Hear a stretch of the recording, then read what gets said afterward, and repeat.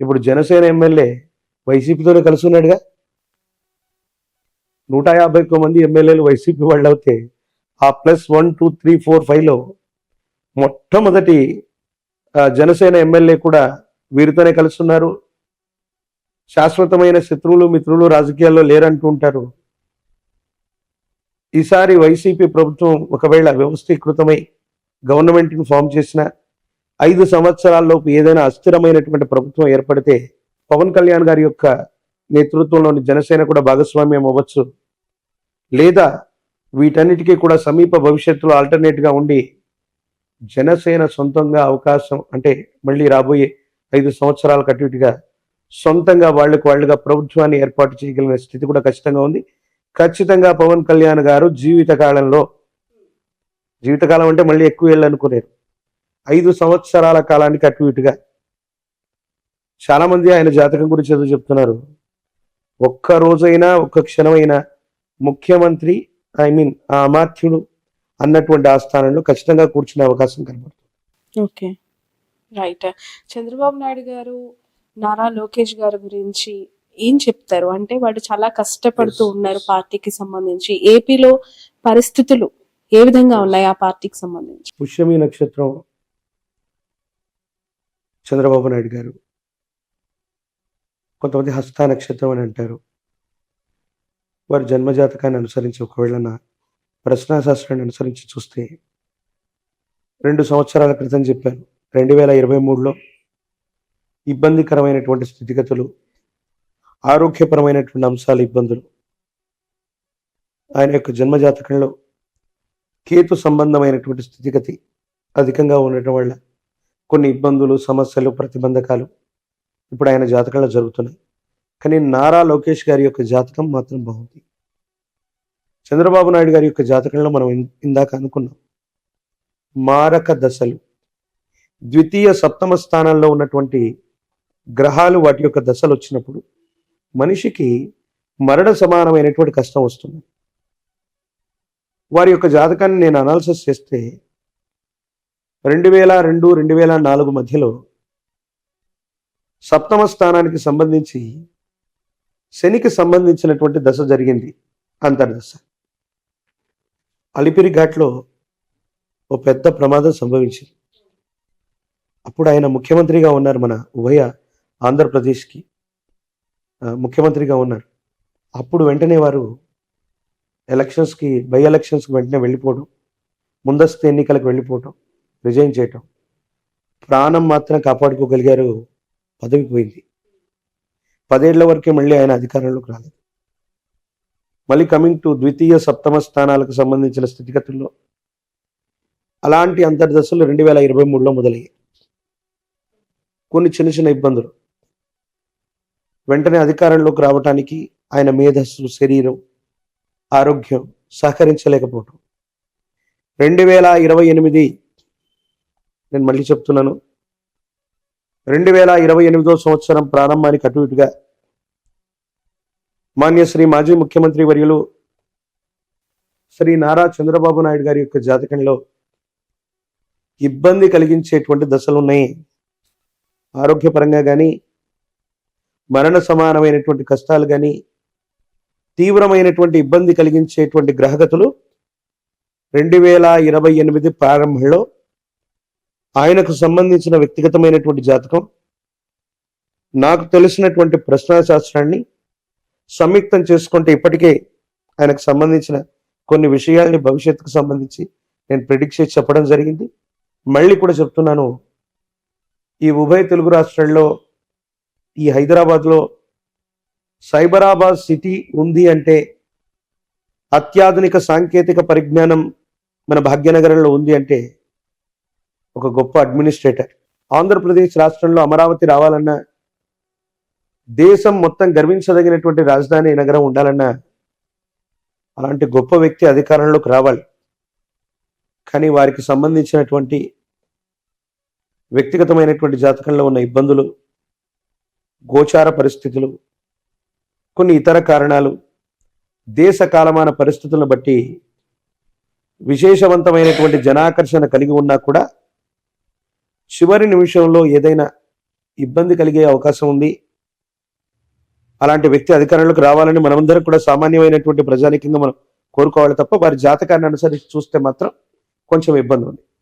ఇక లోకేష్ గారు వారి యొక్క జన్మ నక్షత్రాన్ని, జన్మరాశిని, గోచార పరిస్థితుల్ని అనుసరించి చూస్తే మాత్రం చంద్రబాబు నాయుడు గారి యొక్క భవిష్యత్ రాజకీయాలకు ఖచ్చితంగా వారసులవుతారు. ఈ 5 ఏళ్లలోనే ఒక అస్థిరమైనటువంటి ప్రభుత్వం ఏర్పడితే గనక సమర్థవంతంగా ఆ దేశ రాష్ట్ర పరిస్థితులన్నింటినీ కూడా హ్యాండిల్ చేయగలుగుతారు. పార్టీ మొత్తాన్ని కూడా అధ్యక్ష స్థానంలో ఉండి నడిపించగలిగినటువంటి సమర్థతే కాదు, వారి తండ్రి గారికి సంబంధించినటువంటి యోగాలు నాటిది భవిష్యత్తులో ఉన్నాయి. ఇప్పటికిప్పుడు ముఖ్యమంత్రి అవుతారని చెప్పారు. Okay, right. జూనియర్ ఎన్టీఆర్ కి సంబంధించి చాలా వార్తలు వస్తూ ఉంటాయి కదా, మీ ప్రెడిక్షన్స్ ఏంటి? అంటే జూనియర్ ఎన్టీఆర్ గారు వస్తే టీడీపీకి పునర్వైభవం వస్తుందని, ఆయన రావాలని, రాకూడదని రకరకాల మాటలు వినిపిస్తూ ఉంటాయి. మీరేం చెప్తూ ఉంటారు? ఎన్టీఆర్ గారి తర్వాత ఆ ముఖ కవలికలు, ఆ మాట్లాడేటువంటి ఆ వక్తృత్వ భావన, ఆ శైలి చూస్తే ఎవరికైనా పెద్ద ఆయన చూసినటువంటి అనుభూతి అన్నటువంటిది కలుగుతుంది. వారు రావటం వల్ల టీడీపీకి అన్నటువంటిది మేలైతే ఖచ్చితంగా జరిగి ఉండేది, జరిగేది. కానీ కేవలం జూనియర్ ఎన్టీఆర్ గారి వాళ్ళ మాత్రమే, అంటే ఆయన మాత్రం వస్తేనే టీడీపీ అధికారంలోకి వస్తుంది అన్నటువంటి మాట మాత్రం దాన్ని నేను ఒప్పుకోను. 2009లో స్టార్ క్యాంపెయినర్గా జూనియర్ ఎన్టీఆర్ మొత్తం మన ఉభయ తెలుగు రాష్ట్రాలు తిరిగారు. మధ్యలో ఆయనకు ప్రమాదం జరిగితే కూడా హాస్పిటల్ నుంచి ఆయన క్యాంపెయినింగ్ చేశారు. మరి 2009లో టీడీపీ కానీ మహాకూటమి కానీ అధికారంలోకి రాలేదు. ఎన్టీఆర్ ఉంటే బాగుండు అనేటువంటి అభిమానులు ఉన్నారు, కానీ అటువంటి జనాకర్షణ, విశేషవంతమైనటువంటి అభిమానులు సంపాదించుకున్నటువంటి పవన్ కళ్యాణ్ గారు ఒక సభకు వచ్చినా, ఎన్టీఆర్ గారు ఒక సభకు వచ్చినా లక్షలాది మంది జనాలు వస్తారు. కానీ కాన్స్టిట్యున్సీలో వీళ్ళకి ఓట్లు ఉండవు. నల్గొండలో ఓ ప్రోగ్రాం పెడితే ఆంధ్రప్రదేశ్ నుంచి, తెలంగాణ నుంచి లక్షలాది మంది అభిమానులు రావచ్చు. ఆ వచ్చినటువంటి లక్షలాది మంది అభిమానులకి వీళ్ళు పోటీ చేసేటువంటి కాన్స్టిట్యున్సీల్లో వాళ్ళకి లేకపోవచ్చు. ఇదే జూనియర్ ఎన్టీఆర్ గారి యొక్క సోదరైనటువంటి సుహాసిని గారు కూకట్పల్లి నుంచి గత ఎన్నికల్లో పోటీ చేసినట్టున్నారు. ఎన్టీఆర్ గారు ప్రత్యక్షంగా మరి ప్రచారం చేశారో లేదో తెలియదు, కానీ తన సోదరికి సంఘీభావంగా వెళ్ళారు. కేవలం ఒక్క జూనియర్ ఎన్టీఆర్ గారు రావటం వల్ల తెలుగుదేశం పార్టీ చరిత్రను తిరగరాస్తారని కాదు, తెలుగుదేశం పార్టీ అనేటువంటిది అదొక గొప్ప చరిత్ర. 40 సంవత్సరాల క్రితం ఆనాడు ఉన్నటువంటి ప్రత్యేకమైన పరిస్థితులను బట్టి తెలుగు వాళ్ళ కోసం ఒక ప్రాంతీయ పార్టీగా ఏర్పడి దేశ రాష్ట్ర రాజకీయాలన్నింటినీ కూడా ఇచ్చేసినటువంటిది ఎంతోమంది కార్యకర్తల యొక్క బలం ఉంది. జూనియర్ ఎన్టీఆర్ గారు రావటం వల్ల అడిషనల్ ప్లస్ అవుతుంది తప్ప, వారు మాత్రమే రావటం వల్ల ఈ పార్టీ నిలబడుతుంది అన్నటువంటి దాంట్లో వాళ్ళ అభిమానులు బాధపడచ్చు, వారి అభిమానులు ఇదవ్వచ్చు. ఆయనకు ఆ ఉద్దేశం ఉండి పార్టీని బ్రతికించాలన్నటువంటి స్థితిగతి ఉంటే ఈ పార్టీకి ఎప్పుడో వారు వచ్చి ఉండేవాళ్ళు. నాకు తెలిసి ఆంధ్రప్రదేశ్ కాకుండా సమీప భవిష్యత్తులో తెలంగాణకు సంబంధించిన రాజకీయాల్లోకి జూనియర్ ఎన్టీఆర్ గారు వచ్చేటువంటి అవకాశం. అంటే తెలంగాణకు సంబంధించినటువంటి తెలుగుదేశం పార్టీ ఇక్కడ కొంచెం చాలా తక్కువగా ఉన్నటువంటిది ప్రస్తుతం ఉన్నటువంటి పరిస్థితుల్లో. సమీపమైన భవిష్యత్తులో ఈ కుటుంబ సభ్యులందరూ కూడా కలిసి తెలంగాణకు సంబంధించినటువంటి విభాగం ఏదైనా జూనియర్ ఎన్టీఆర్ గారికి ఇస్తే అది మంచి అడ్వాంటేజ్ అయ్యే అవకాశం ఉంది. తప్పనిసరిగా ఒక మంచి రాజకీయ నాయకుడిగా ఆయన రాణించగలిగినటువంటి యోగ్యత, ఆ పరిపక్వమైనటువంటి గుణాలు ఉన్నాయి. ఇది ఏపీ లేదా ఉభయ తెలుగు రాష్ట్రాలు మొత్తం జరగకపోవచ్చు, తెలంగాణ రాజకీయాల్లో క్రియాశీలకంగా ఉండేటువంటి అవకాశం, అది కూడా ఇప్పుడు అని చెప్పలేం, సమీప భవిష్యత్తులో జరిగితే జరగచ్చు. ఇక్కడ బీఆర్ఎస్ పరిస్థితి ఏంటి? కేసీఆర్ గారి ఆరోగ్యం కావచ్చు, కేటీఆర్ గారి లీడర్షిప్ అవ్వచ్చు. ఇకపై ఆశ్లేష నక్షత్రం, కర్కాటక రాశి, అష్టమ శని ప్రభావం ఒకటి కేసీఆర్ గారి యొక్క జాతకంలో ఉంది. గురు సంబంధమైనటువంటి బలం తక్కువగా ఉంది. ఆరోగ్యం, వ్యక్తిగతమైన జీవితం, భద్రతాపరమైనటువంటి విషయాలు, వీటిలో కొన్ని ఇబ్బందులు వచ్చేటువంటి అవకాశం ఉంది. ఇప్పటికే వారికి ఎముకలకు సంబంధించినటువంటి సర్జరీ కూడా ఏదో జరిగినట్టుగా ఉంది.